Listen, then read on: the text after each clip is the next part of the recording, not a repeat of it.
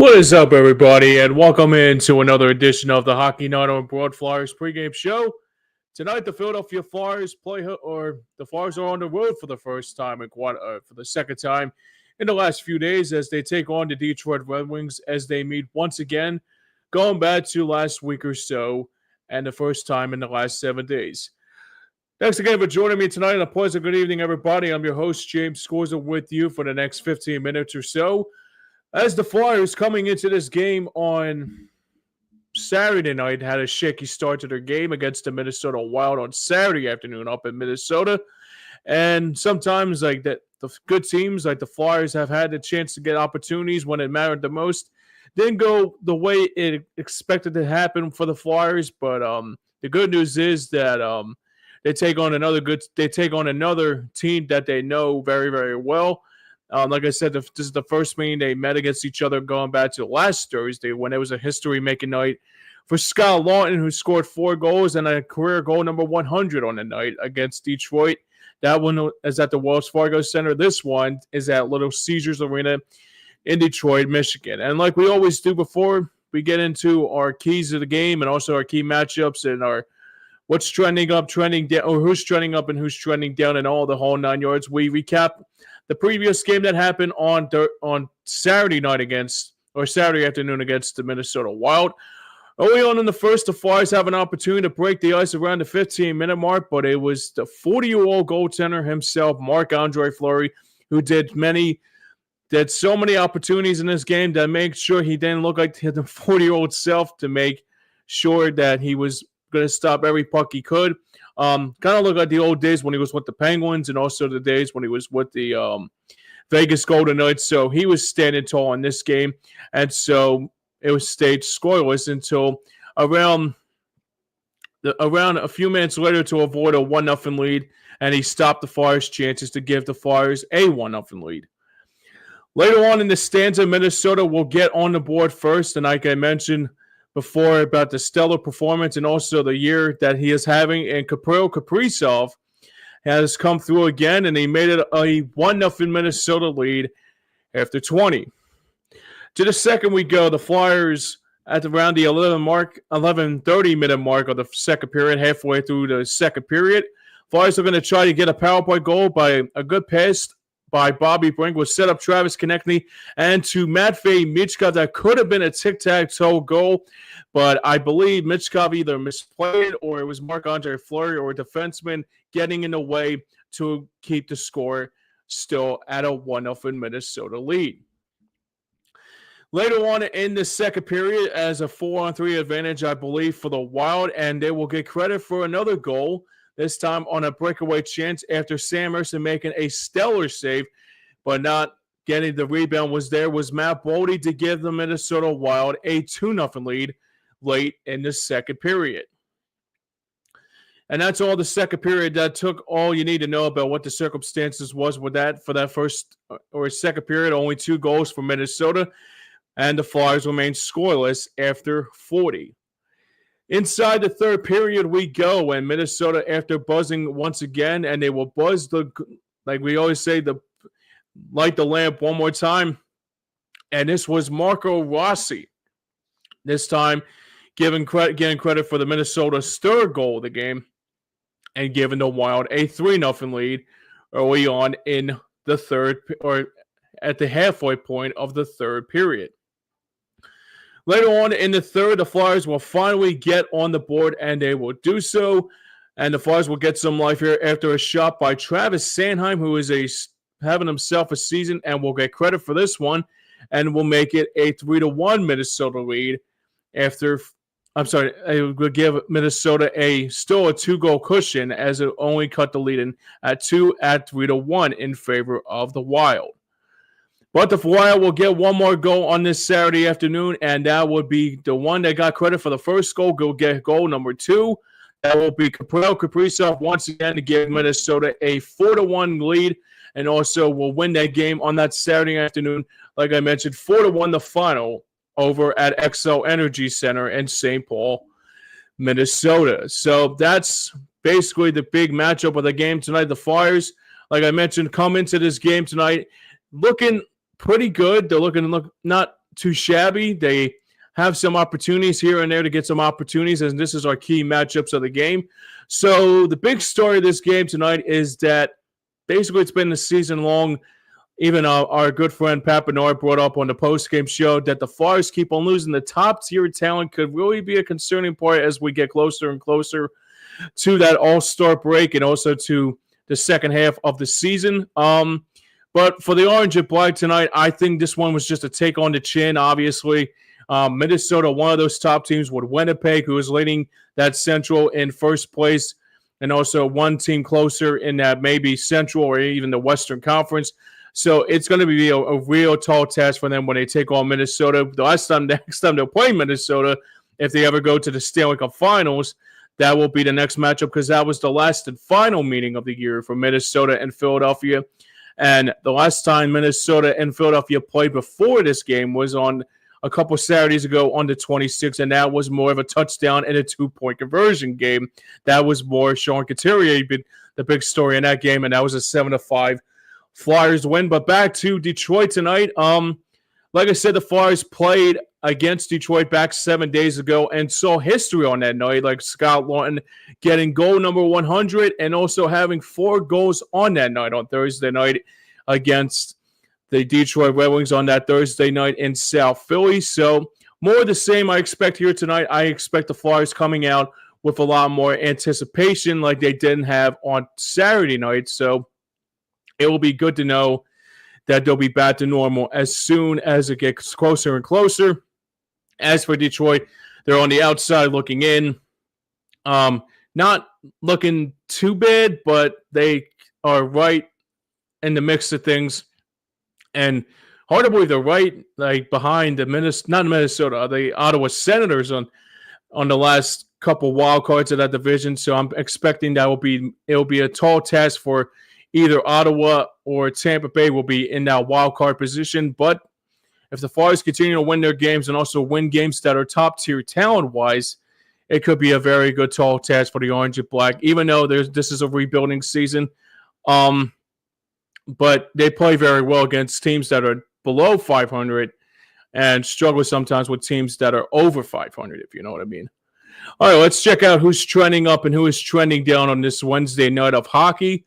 For the Flyers, the constant factor is that even though the Flyers don't play very well against teams that are up in the echelon of like Washington, maybe the Rangers, or even like a Carolina Hurricanes here and there, we have to know one thing, and that's the one thing that I always talk about on this team.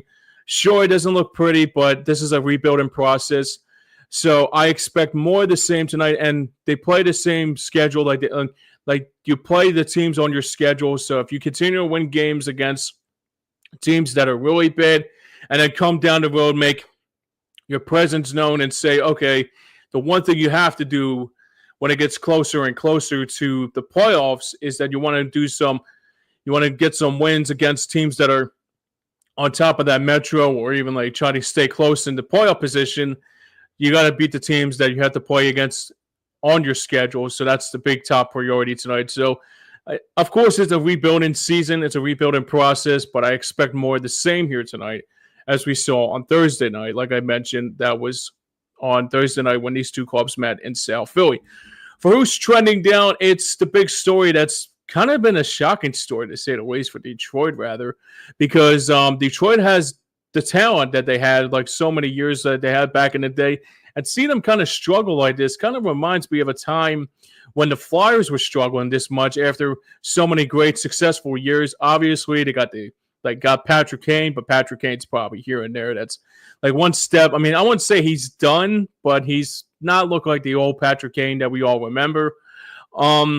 They got some players there like Montrezl Harrell. That's been a good defenseman for them.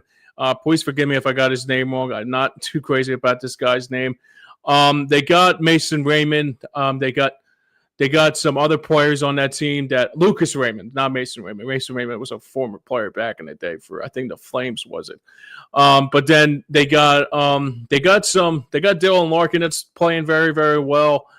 But they haven't been I wouldn't say that they are concerning because I think the one thing everybody was so happy to see them have a successful year last season, and also coming into the last couple of weeks of the season, basically eliminating the Flyers from playoff contention, but they got eliminated the next night right after they eliminated the Flyers. But like there could be a good team on the rise sooner rather than later, but this is not the same Detroit team like they had back in the day with Pavel Datsyuk, Sergei Fedorov, Henrik Zetterberg, Johan Franzen, and Nils, and the list goes on and on and on about that. But I'm not happy that Detroit's struggling. I don't expect them to be struggling this much, but it's still a rarity to me that they are still in the they're in the Eastern Conference after so many years playing them in the Western Conference. I still kind of miss that Colorado and Detroit rivalry they had back in those early 1990s, and those were the best times to watch hockey in this day and age. Not saying this is now, but I mean the Avalanche and Detroit Red Wings were like really like kind of like Pittsburgh and Philadelphia in that early 2010 rivalry, like they had back in 2012 when the Flyers took on Pittsburgh and all that. Just like two rivals just can't stand each other. So I want to see that again if in the future reference and all that.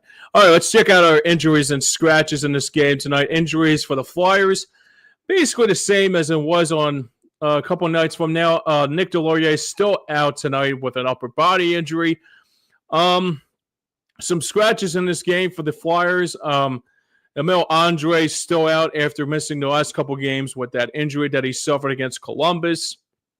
Ivan Fedotov, I think he's more the third emergency goaltender, depending on with Alexei Kolosov and even our goaltender tonight, Sam Ersson, like both get injured. So he'll be the guy that will be getting that'll be the guy, that'll be the goaltender to go to if both of those players go down with injuries, and you have to deal with Ivan Fedotov. So, I mean, he's out tonight, obviously. And Eric Johnson, who's going to miss I think it's either his 11th or 12th straight game.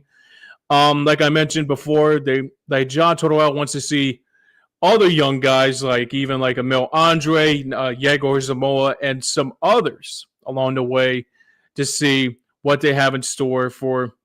And also, maybe this could be a good tall test to see what Eric Johnson has in store. But, I mean, it looks like Johnson's not too happy. I wouldn't say he's happy about it, but, I mean, it's just a priority of the business, I guess. I guess the one thing that the Flyers are looking for is, like, younger defensemen instead of pros. I mean, and I'm not saying Eric Johnson's a bad player. I guess they're just moving one step further with the younger players along the way as well. And before we go, we'll check out our starting goaltender matchup for the Flyers tonight. In goal for the Orange and Black, it will be Sam Ersson back in goal once again after a disappointing performance on Saturday afternoon against the Minnesota Wild. He is 6-4-2 this season with the goals against average of 2.87. And for Detroit, it will be Alex Lyon, the former Flyer, former Phantom, former player that used to be a part of our farm team, and Alex Lyon, who is also 4-4-0 this season and has a goals against average of 2.74. Back in the lineup tonight is Alex Lyon. They also had, before that, it was Cam Talbot, and also Alex Lyon gets to start. So I guess they either sent down Ville Husso, or it might be another Ivan Fedotov situation that they'll keep three goaltenders just in case of emergency goal, just in case if anything doesn't go right according to plan. And also they got to have an emergency goaltender just depending on what the other goaltenders have, or the other goaltender, if either Cam Talbot or Ville Husso gets injured, and the same thing with the Flyers with Ivan Fedotov as well. All right, and for our predictions for this game tonight, I expect the Flyers to be getting back into a role here tonight. I expect more of the same as they do tomorrow as they take on the Kings, and it'll be the first of two more games in 2024 on the home slate, and then they'll be on the road again until the early parts of January. We'll be back home for the Flyers, but this will be the last two games for tomorrow night. I'll be back for the pregame for that, and also stay tuned for the post-game show to follow on Stream Punk Entertainment as well. But for my predictions, like I said, I expect the same here tonight like I did see on Thursday night against the Red Wings. Not a history-making night. I don't expect Scott Lawn scoring 4 goals again. or maybe Matvey Michkov, or maybe like a Sean Couturier makes a little history tonight as well. But I don't see any history happening here tonight. But you know what? With this Detroit team, you never know. So I expect more of the same here tonight for the Flyers. So I got the Flyers winning tonight, and I expect them to come out tomorrow against the Kings. I mean, that's going to be another tall test too, because the Kings are one of the best teams in that Western Conference. So they're going to probably be looking forward to that matchup tomorrow night as well. So anyways, guys, that is a wrap for the Hockey Night on Board Flyers pregame show. Remember to stay tuned after the game for the Third Line John Flyers postgame show with yours truly, Joey Marks, and the Godboard Pat Bernard. After the game goes final against the Detroit Red Wings tonight, that will be immediately after the game goes final. So, like I said, I'll be back for the postgame. I'll be back again tomorrow and on Saturday night for the pregame shows between the Flyers and the Los Angeles Kings tomorrow night, and the Columbus Blue Jackets to close out the 2024 homestand for the Orange and Black. But this has been the Hockey Night on Board Flyers pregame show. Thanks so much for joining me tonight. Once again, I am your host, James Scorza here. Until then, we will see you again next time, and enjoy the rest of the games going on tonight. And until then, we'll see you at the end of the game when the clock hits 0 and also when post-game hits.